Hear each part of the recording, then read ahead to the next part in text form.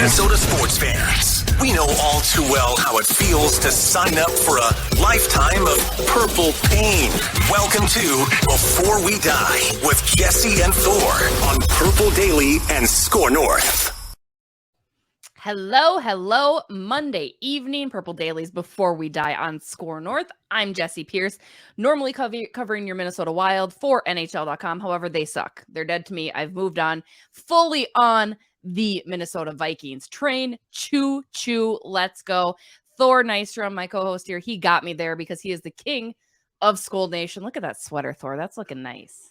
Let's go. Let's you had to break it up. Celebratory mood over here. Exactly. And our producer, Ross Brendel. Ross, why do you like the Minnesota Vikings? Pain? What pain? Skull Vikes, baby. That's right. My goodness, you guys.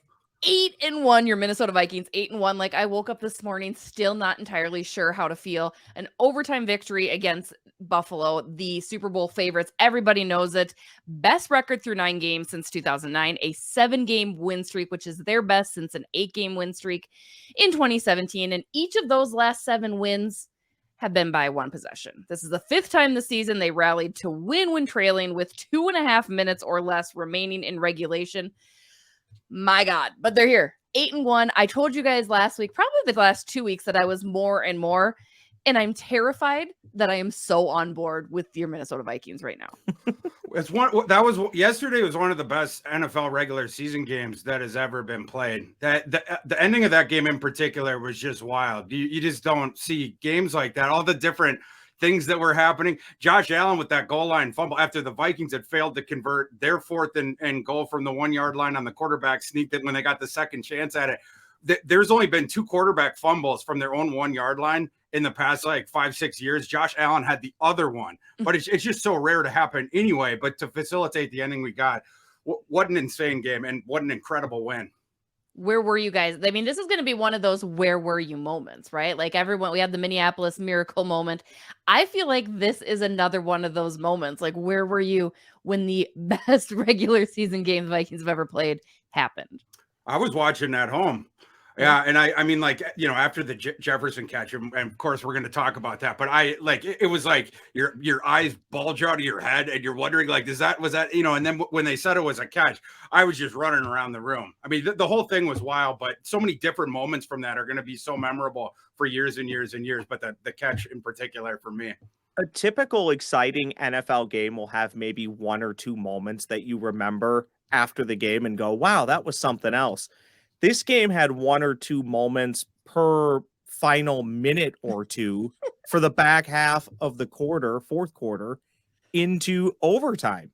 It was absolutely incredible. You think about the Justin Jefferson catch. Oh, by the way, the Stephon Diggs catch, the catch on the sidelines that maybe wasn't a catch. Kirk Cousins not getting in on 4th and goal. Vikings not getting in on 3rd and goal.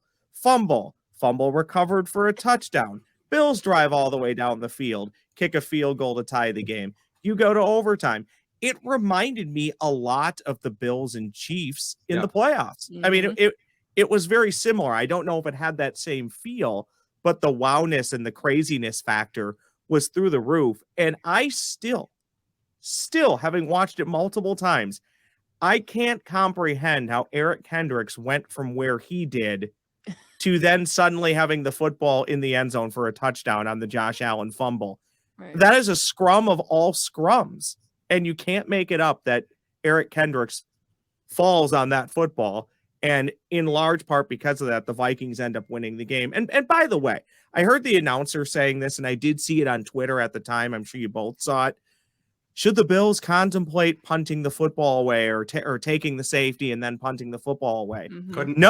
No, they shouldn't. Yeah. They should have contemplated just holding on to the snap and falling forward. Look, for as bad, and I'll say this, as bad as Greg Joseph has been, you don't punt that football away knowing that a field goal would then beat you with 40-some seconds on the clock. That's right. That's the absolute right call that the Bills made. It just turned out to go in the Vikings' favor. And guys, it was awesome. So good. I mean, I was late. I finally had to leave my house because the Minnesota Wild played yesterday at 5. And I'm like, I can't leave. So I ran in my car. Did they play? Put on. Did they play? Again, dead to me, guys, dead. Put on PA and listen, and then I get to the ramp, and then I'm like, I can't leave. I had an interview that I was supposed to do, and I'm like, I'm gonna be a couple minutes late. I'm sitting in the parking ramp listening to this game, going ballistic. Like, it's unreal. Like, I have to think that medical insurance companies are now going to start asking if you're a sports fan because of your heart palpitations, right? Like, you have to be very healthy in order to get some good insurance. They're gonna be like, you're a sports fan, I can't do it. Or you're a Minnesota Vikings fan, can't do it. Because I can't imagine what it's like to not be a football fan on Sundays or not be a sports person and just like live your life casually without kind of an exhausting roller coaster of emotions. Yeah, I said during the game that I was going to need a carton of cigarettes, a bottle of bourbon, and a cold shower after the game was done. I basically did. What a roller coaster ride. And yeah, I mean, your heart rate was just going through the roof for the last, 25, 30 minutes of real time, maybe even a little bit longer. Just a wild and crazy game. I think. Oh, go ahead, sorry, Rob. Jesse. Just one big takeaway from me that I know we'll get to probably at some point, and in particular, maybe one player. What I am really starting to love about this Vikings team, and you can slice it many which ways when you talk about the one-score games. How do they happen? The anatomy of how a one-score game happens, how the Vikings keep winning them. But to me, a big degree is basically the ability to take a beating and come right back. And this team does it, and it's a great trait to have, to not feel like you're out of a game. When you go into a quarter trailing a Super Bowl favorite by 3 quarters on the road, by 3 scores on the road, and you still come back and win, that's incredible stuff. And that can really propel a team that, oh, by the way, went into the game at 7-1 and is now 8-1. I'm incredibly excited to see where this goes from here. Again, newsflash, they're going to lose a game. Thor might not believe that, but they're going to lose another game at some point. But what are they going to do the back half of this schedule? I am very excited about that. I mean, off that tangent, that's the biggest difference for me that I've seen. You're still seeing the Vikings make some critical errors in a lot of, not even just this game, but in a lot of their recent wins. The difference is they're not losing those games. They're still holding it together to come back to win, which again leads me to believe that the KOC regime has built this belief and this confidence where it's okay to make those mistakes. Normally if Kirk Cousins has kind of those struggles that you saw in this Buffalo game, sometimes that shuts him down, especially under Zim, right? He didn't have that belief, and this entire team has this belief and this confidence, and hot damn, they're fun to watch. Like, they're fun to watch. They're fun to watch post game. Like, they just have all of it going. And again, winning is fun, right? It's easy to do that. But like Patrick Peterson all blinged out. He's doing his thing. He's pulling the Kirko chains going. I mean, this team is just a lot of fun too, which I think is a huge difference and another reason that they're being so successful. It sure is. Yeah. And this past game, another thing that was just super duper positive, the guys that the Vikings need to step up in these enormous games did. Danielle Hunter had one of his best games of the season. Darrisaw, before he went out, was very good. Ezra Cleveland had a monster bounce back game after he did not play well in the Commies game. He was awesome in this game. PFF graded Ezra Cleveland with a 90.2 grade in this game, but it wasn't just, and of course Jefferson, who we're going to talk about here in a little bit, but it wasn't just like this Dalvin. It wasn't just those guys. The role players, there were several role players that came out of nowhere to have these starring roles, like in the end of the overtime, where all the Bills needed, because the Vikings could not punch it in when they were really close to the goal line, had to settle for the field goal. You give the Bills another shot, they're coming down. Josh Allen takes a shot into the end zone to Dawson Knox, his enormous tight end, who is being covered by Duke Shelley, a practice squatter the Vikings had picked up before the season, who had only gotten activated to the active roster the day before when Cam Dantzler got inactivated. Duke Shelley, who I think he was seating like 5, 6, 7 inches in that battle with Dawson Knox, ends up knocking the ball away to end up, ultimately preserving the game. Of course, Patrick Peterson's interception was the thing that sealed it. But if Duke Shelley gives up that reception, the game's over. Another one, Christian Darrisaw gets knocked out of the game with a concussion. Blake Brandel comes in off the bench. He played really, really well, especially in the pass pro, sort of buttoning up the blind side for Cousins.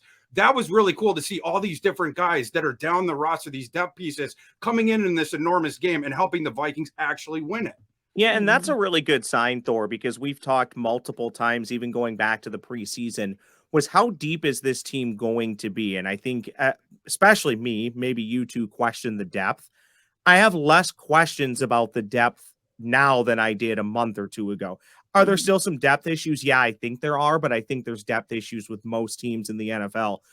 Booth and a Caleb Evans getting some run yesterday. Good to see our guy Booth exists. It's nice to have one of the first two picks be out there on the field, and a Caleb Evans again making plays. You need guys like that to step up throughout the season to be able to win games and to be able to win late in the season, because not everybody's going to stay healthy throughout the season. So you need guys to step up. And sometimes it's not even make plays, it's to be available for multiple games at a time. And we're starting to see that. So that's a great sign. And the depth on the line, but bravo to Kwesi and KOC for hopefully figuring that out a little bit, because we all know it had been years since we at least saw average offensive line play, and the numbers seem to be bearing out that we are getting average to above average offensive line play, which I know has to bring a smile to Kirk Cousins' face. And there's no depth on my fantasy football team, guys, this year. They are also dead to me, just like the Minnesota Wild. Obligatory fantasy football mention.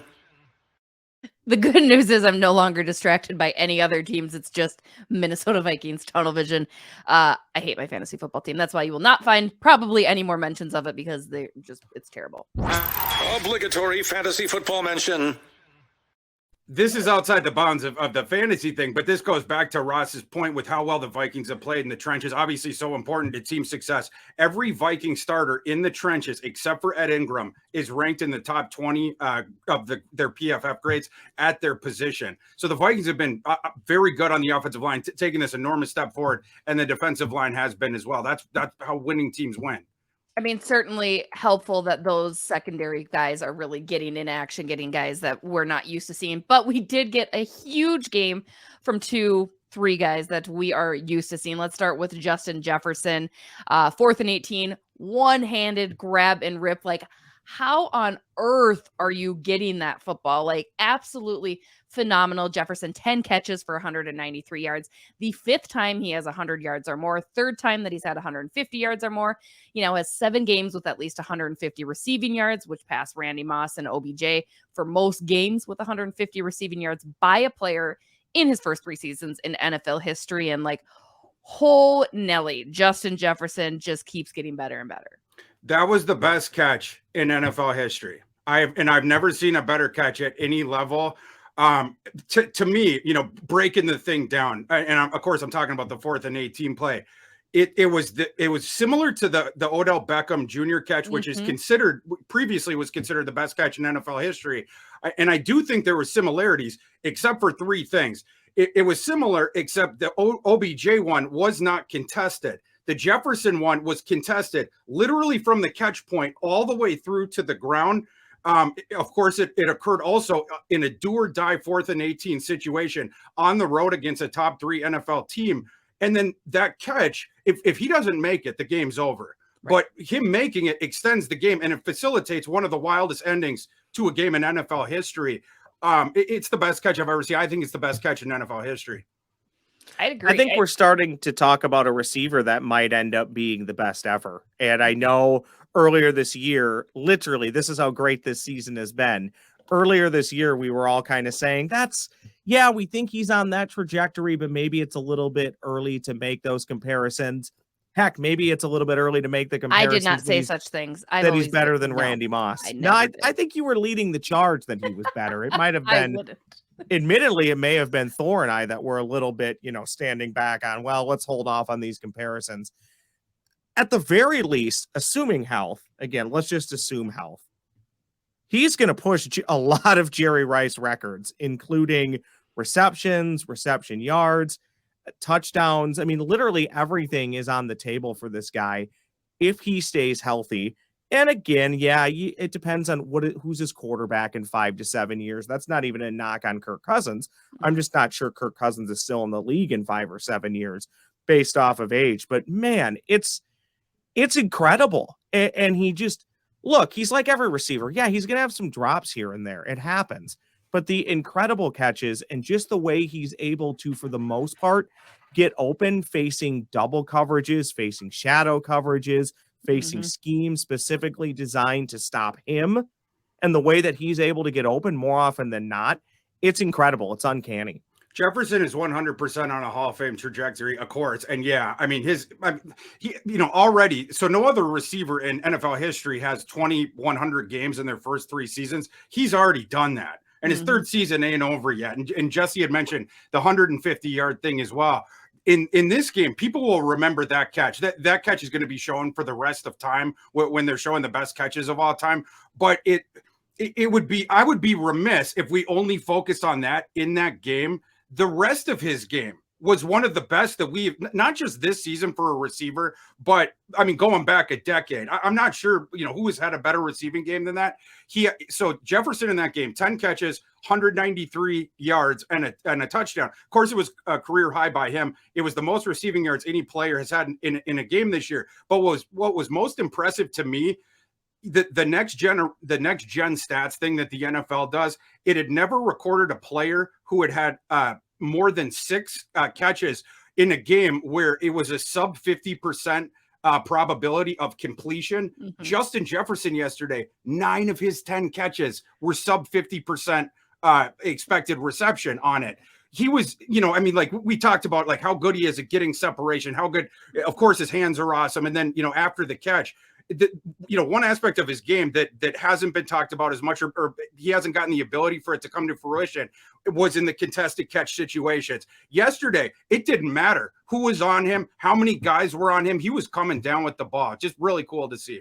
I think we'd be a little naive if we didn't admit that a part of the reason why Diggs and Jefferson probably played so well yesterday was because they were playing against each other and because of the comparisons to each other, and Diggs being a former Minnesota Viking. Hey, look, that's not taking anything away from those 2 players. If I was the Minnesota Vikings, I would put a Stephon Diggs cardboard cutout on the sidelines for the rest of Justin Jefferson's career. If you're able to get that type of performance from Double J for the remainder of the season and the remainder of his career, that was just awesome to watch. And look, props to the Bills too. You can't have the greatest game of the season so far, maybe one of the best regular season games of all time, if you don't have another team playing you that backs it up, just like the Vikings did. It was the game. Look, you're happy that the Vikings won. I'm very glad that they won. I'm glad that Josh Allen played and looked pretty darn good. But you do kind of feel slightly bad for Buffalo. It just felt like a game that both teams should win, but that's not the way it works. And man, am I glad the Vikings got that win. Keeps them in the running still for that number 1 overall seed, which I can't believe I'm saying, in mid-November. If that game ended in a tie, I would have puked. Like, that, just disrespectful. I would have just hated every second of that. Kind of wrapping up on the Jefferson talk, do you think that he is getting enough attention nationally, right? I mean, there's that regionality that definitely plays a thing. If Justin Jefferson was with the Cowboys, or if he was with a team that everybody seems to really focus on constantly, he, I feel, would be getting even more praise. But because he plays for the Vikings, because I still think nationally, there isn't the hype around the Vikings that there deserves to be at this point. You would hope that would change after Buffalo, but you look ahead to Dallas, and Dallas is still favored to beat the Vikings even after they're coming off of their loss. So do you think Jefferson and the Vikes have finally gotten on the national radar, or do you think they're still kind of flying under and have more to prove again nationally? Here, we love to be recognized as Minnesotans, right? We wear it proudly on every single article of clothing that we own. Wait, really? Yeah, exactly. Right. But do you think nationally that it's gotten better? Or do you think, I mean, we're only a day removed from one of the greatest football games ever. Do you think there will be an improvement this week as we head into the contest with Dallas? There's still people sleeping, but the alarm clocks have started to go off for a lot. Jefferson, they asked him after the game, are you the best receiver in the NFL? And he said, no doubt he is. He's the best receiver in the NFL, and not everybody acknowledges him as such yet, which by definition means maybe he's not getting the complete respect that he should, but he's showing it week in and week out. The rest of them, the doubters, they will wake up. I would say this. I don't know why they would care so much. I get it. Like, for me and for us, it's fun for everybody to pay attention, right? But if you're the team, just keep doing your own thing. I think it would be awesome if we look up on Super Bowl Sunday after the Minnesota Vikings party with the Lombardi for the first time, and we have to ponder what to rename the show. And everybody goes, how the heck did that happen? But everybody in Minnesota goes, yeah, we knew. Yeah. I think that would be kind of fun. Just passive aggressively. We've been telling you guys. Classic. And I want to talk about that line. What a disrespectful joke by the sports books and by the betting market in general to install the Cowboys as a favorite in Minnesota. I mean, coming up, what a joke. We just saw the Cowboys lose to the Packers. Like, I mean, it goes back to what you were talking about. If Jefferson was on Dallas, would he get more attention? Well, yeah, because I mean, like it's Dallas and it's ridiculous. But that line is outright disrespectful. I'm removing the quarter. We'll put the quarter back in on Thursday. We'll talk about that a little bit more. Final good things, because there is one little bad thing we're going to touch on. Just one quick thing. But Dalvin Cook, 119 yards rushing on 14 carries, including the 81-yard touchdown, which I almost forgot happened because you're so hyper-focused on the overtime in Jefferson. I was like, oh, yeah, that was a huge touchdown run. Dalvin Cook keeps cooking. Beautiful, beautiful things from Cook. Yeah, talk last week about how, something to watch out for was the Bills' run defense had this propensity to give up the explosive runs. Before that run, I think Dalvin had six carries for 13 yards, something like that. And he had that one where he lost 6 yards, whatever. But then he has the one home run or the grand slam, really, that helped the Vikings, end up being able to take that game into overtime. The 81-yard touchdown run, longest of his career, longest in the NFL this year. And Dalvin Cook, earlier this year we were talking about, seems like Dalvin's getting more juice, as the season going along. He hit 21.7 miles per hour on that run. That's blazing. He ran faster than my commute was into work today. with the snow here, if you're in the Twin Cities, you know exactly what I'm thinking about. Yeah, Thor, I think we're starting to see that perhaps that carry share, ride share, whatever you want to call it, is paying off. I don't think Dalvin looks, this will sound funny based off of the comment that you said. Overall, he doesn't look as explosive as he has in the past, but it does seem like when he needs it, he can still find it. So that was really good to see. And that comeback and that wild finish yesterday doesn't happen without him starting that, getting the Vikings within 10 early in the quarter. And you start to think, hey, we get to stop here and get the ball back. We have a chance. I will say this, just because I love observing random things that make me laugh. When they showed the Cook family in the first half, how miserable did the Cook family look sitting in Buffalo? They have to think, wait a second. We have two sons who are studs playing in the NFL. Mm-hmm. One plays in Minnesota and one plays in Buffalo.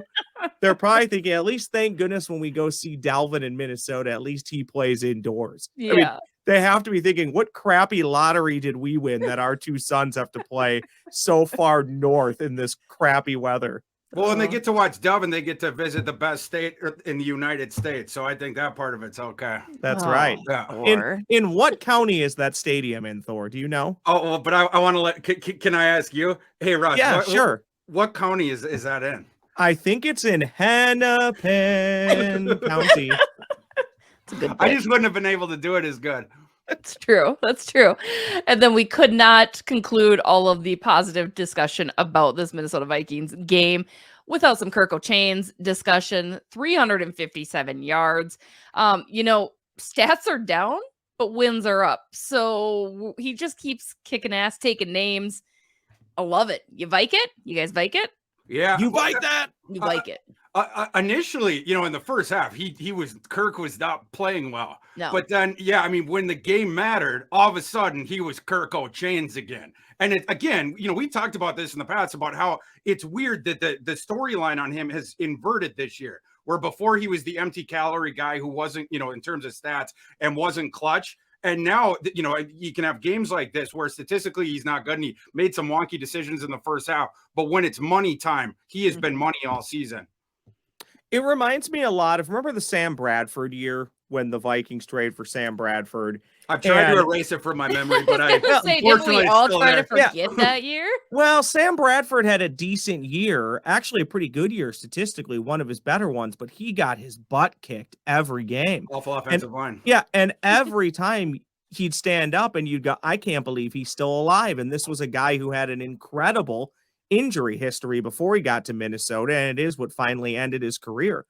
To me, even though the offensive line has performed a lot better, we've seen a lot of visions of Kirk getting hit, getting back up. He just comes back for more, throws an interception.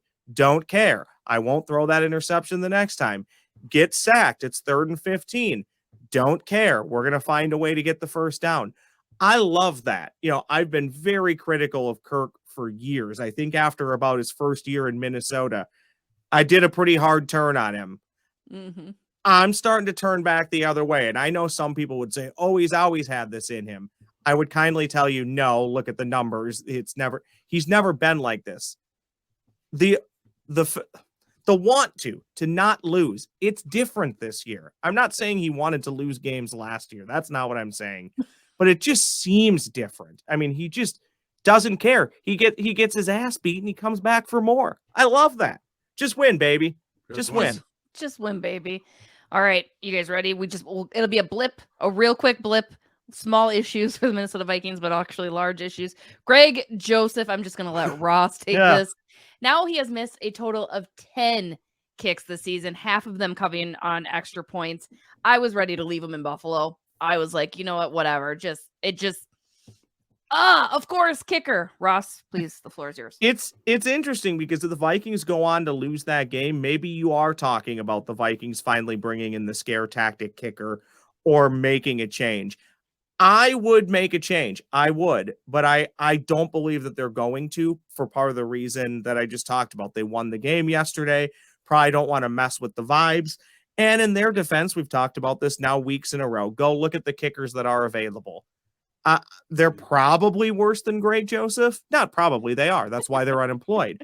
But I would say this. I would rather have a field goal kicker that I know is going to make every extra point, and I'll deal with the field goal misses here and there, because the goal for an offense should be to score touchdowns. It shouldn't be to kick field goals. When my offense scores touchdowns, I should be able to reward them by the 5'4", 160-pound guy trotting out there and kicking a field goal or kicking an extra point. Doing his job. Honestly, you just can't have it, and it gets frustrating. But look, I don't know what the actual solution is. Again, I would move on, but I would fully admit that could even be far more disastrous than what you're currently stuck with. So it's a tough spot to be in. The only thing that I can say is what we've all said numerous times. You just can't have that, and you just got to make your extra points. It's really, that's the thing that's so frustrating. It's like, it's like the free throws, right? Like, get out there, make your free throw. Like, it's a gimme, take it, just get it. That little blip, and then the 3rd and 1 and 4th and 1 game calls, guys. Thor, you want to take this, because this has now happened twice in a handful of weeks.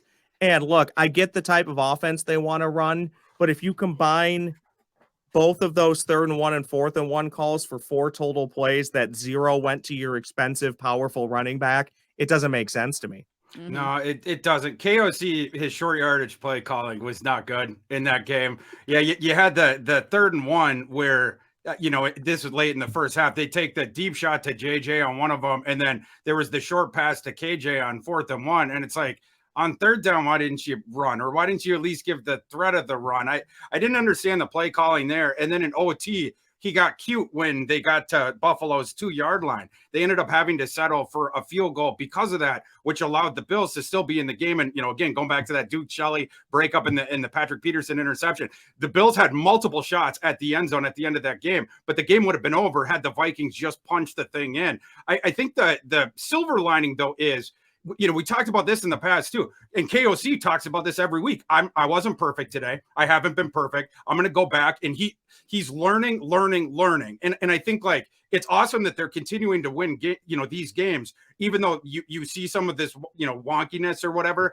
I think this is something where KOC is going to go back to the drawing board and is going to look at it. Another one was the the fourth and goal sneak by Cousins where he didn't get in. Where earlier this season you've seen a lot of motion right before that, which both sort of introduces another thing into the into the defender's heads, but it also puts Thielen in a position where he's right behind Cousins when the ball snapped, so he can help out with the push. You didn't see that on there either. So hopefully those things get corrected. But yeah, the short yardage stuff or the short yardage play calling was not good yesterday.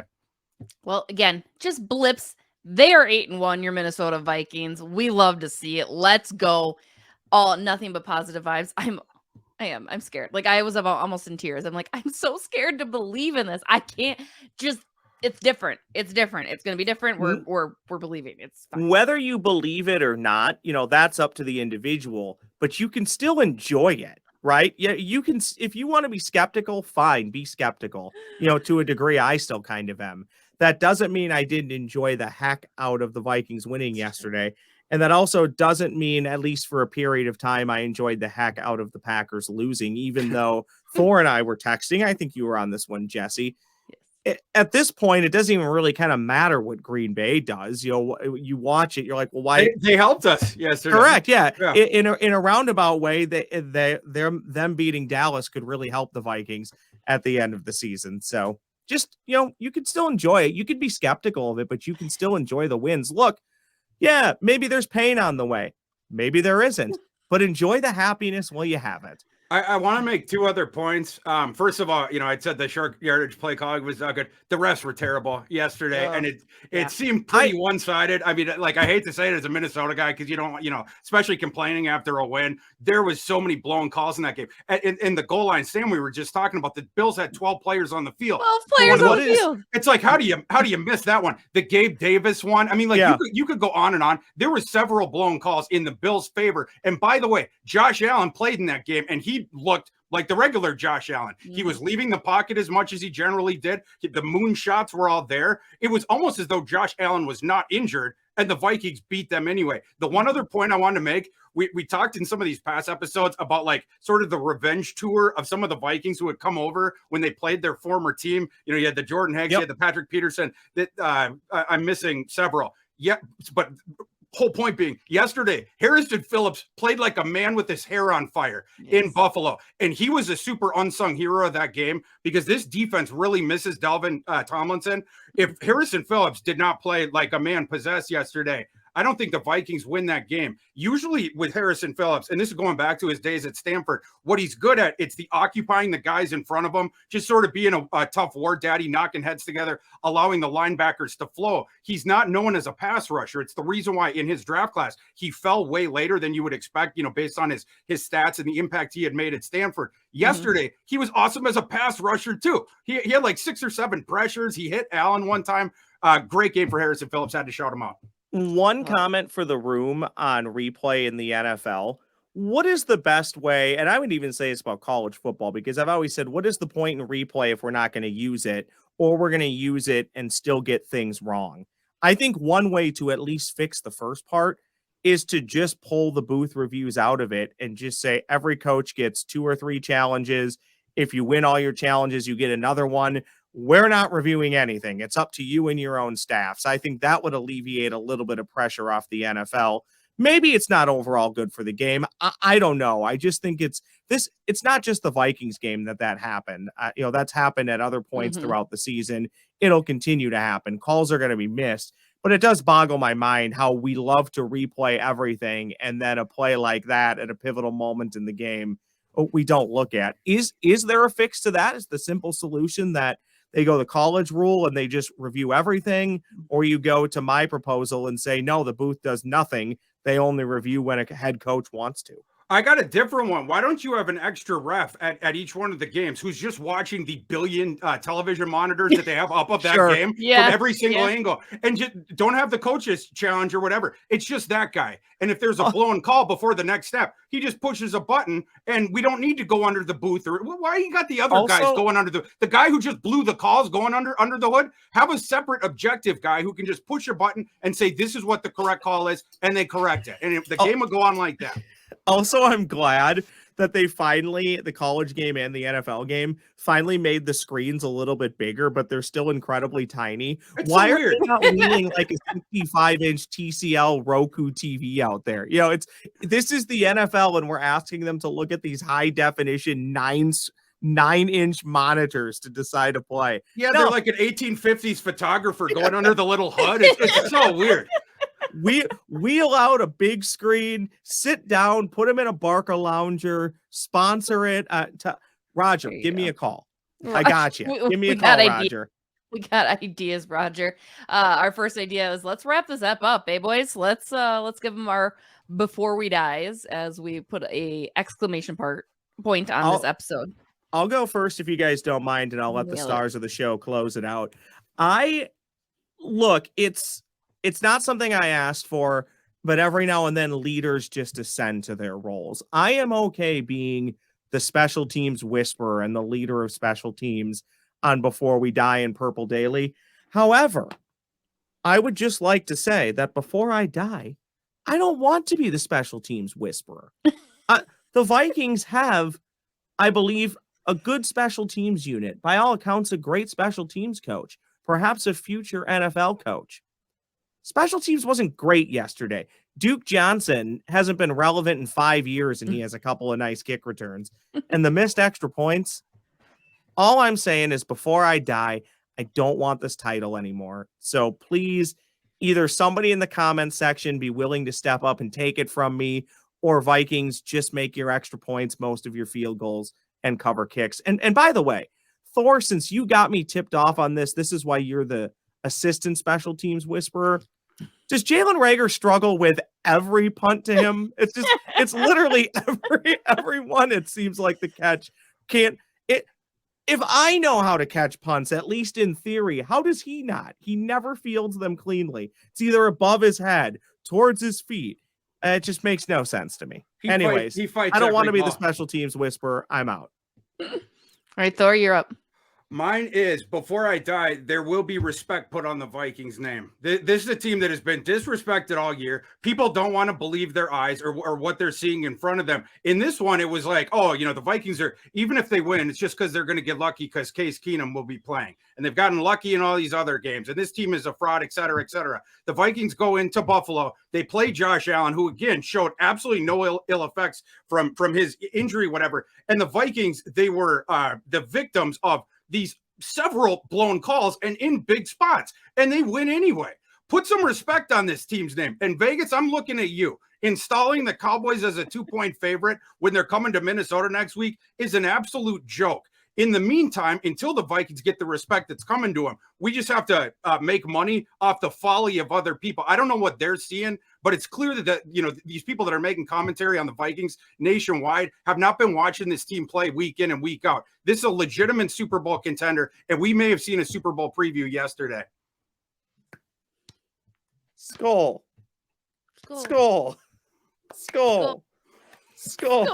They'd be playing that music, and Judd would be waving the flag. I thought you took the quarterback, Jesse. I think you put the quarterback Hey, in. jeez Louise. All right, He before we is die, the worked Minnesota up. Vikings will win a Super Bowl before the Minnesota Wild win a Stanley Cup.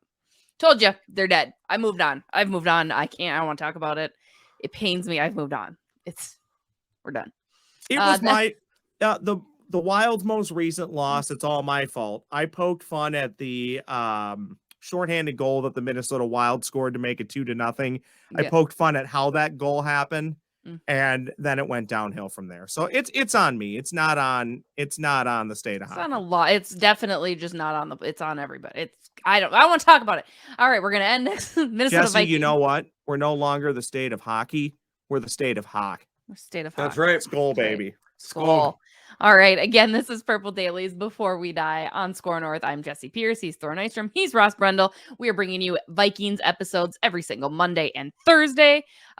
We love it. Engage, comment, share. Be sure to check out all of the other Purple Daily content each and every day, each and every week. You guys are awesome. Thanks for checking us out. And let's go Vikes. Skull Vikings. Thanks to those listening and watching in Hennepin County.